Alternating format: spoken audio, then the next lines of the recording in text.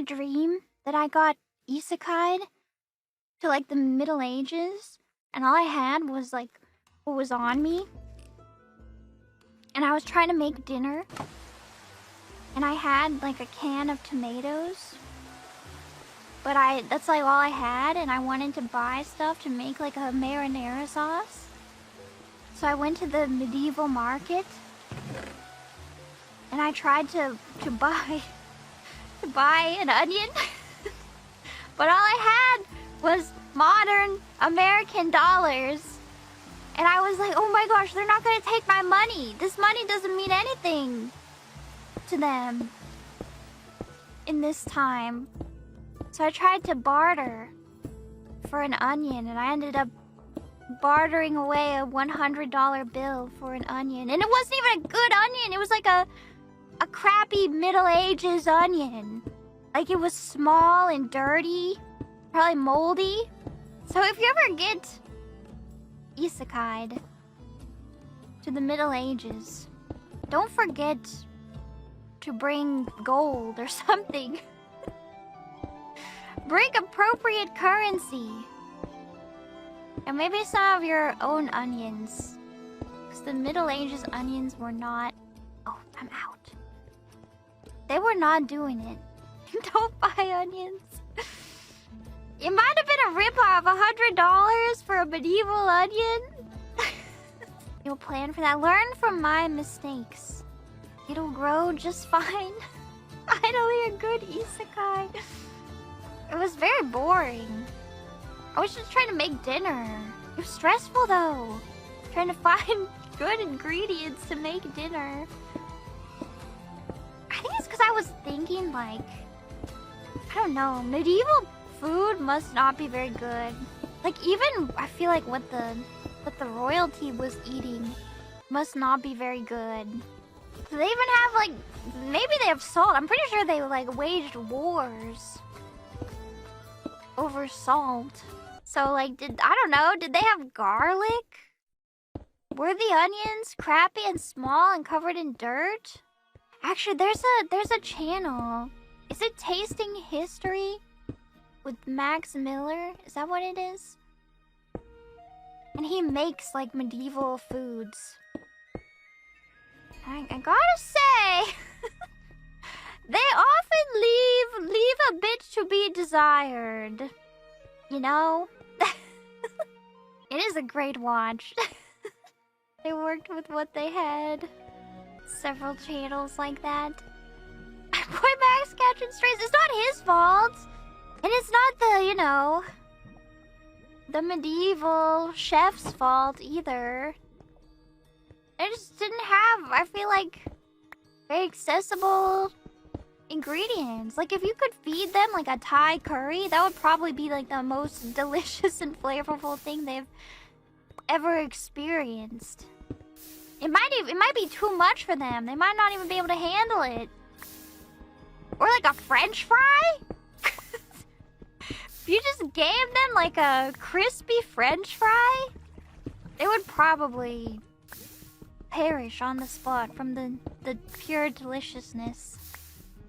That curry would incapacitate a Victorian child. A flaming hot Cheeto. I feel like that would be too much also. What would they actually like? I don't know. I think they would love a French fry, because I'm sure they had potatoes. But did they have a deep fryer? Ye old deep fryer? I'm not sure. Because I think if you try to deep fry stuff using, like, fat, it won't work, right? Or does it? I don't know. A donut? Oil was too expensive. Yeah, but yeah, so I feel like a French fry, it would be flavors they're used to, like a potato and salt and fat, but like more delicious than they could have ever possibly experienced. A matcha latte. But do you think tastes like change over time? I don't know. In the 50s, we were eating like aspics, which is like a savory jello. Like a meat jello. with parsley suspended inside. And they thought that was good. And, you know, they had garlic and onions in the 50s, right? You love aspic? Ooh. I mean, I've never had it, but I just can't imagine it looks good. Can I show you what I mean? Don't say showed you my aspic. I don't know how to pronounce it. Ew, this looks horrible. This looks terrible. Well, that'll get the YouTube algorithm to classify this channel differently, right? You're not ready.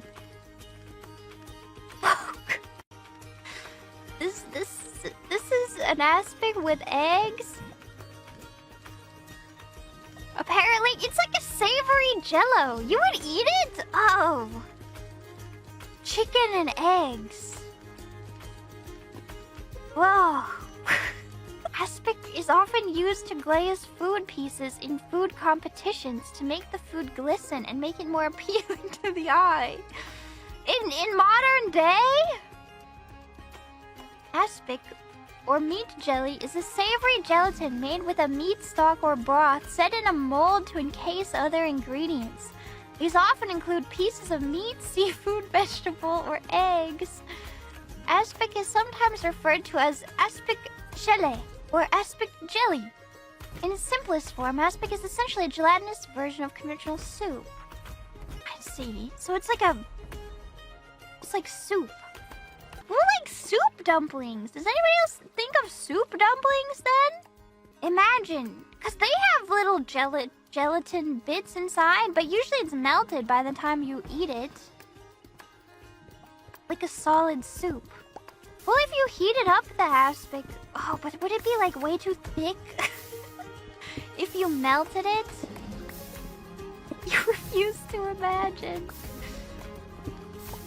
Yeah, so they can wrap it in the soup dumplings, right? Would I eat cold pizza? Yes, and I have, and I would again. I prefer to eat my leftover... Wait, are you saying that it's like cold pizza? Because... No, it's different. I prefer to heat up my leftover pizza in the oven. That's my preferred method, but I will eat it cold too. Gladly. Yeah, it's not the temperature that's the problem. It's the texture. The congealed gelatinous nature is the problem. Air fryer pizza? Yeah. Clearly you don't own an air fryer. I don't believe in the air fryer that is like a piece of plastic with a basket. I don't like those. Because I don't want to fry anything inside plastic. Feels like an easy bake oven. Yeah, the big metal one. That's the good one. Yours is just an oven. I think that's the way. That's the way that's not like marketing, you know? Too late to avoid microplastics. I mean, that's how I feel. Like, it is what it is. I'll deal with it just as everybody else is gonna have to deal with it. Laminate me. Yeah, maybe it will like preserve us, you know? Look on the bright side.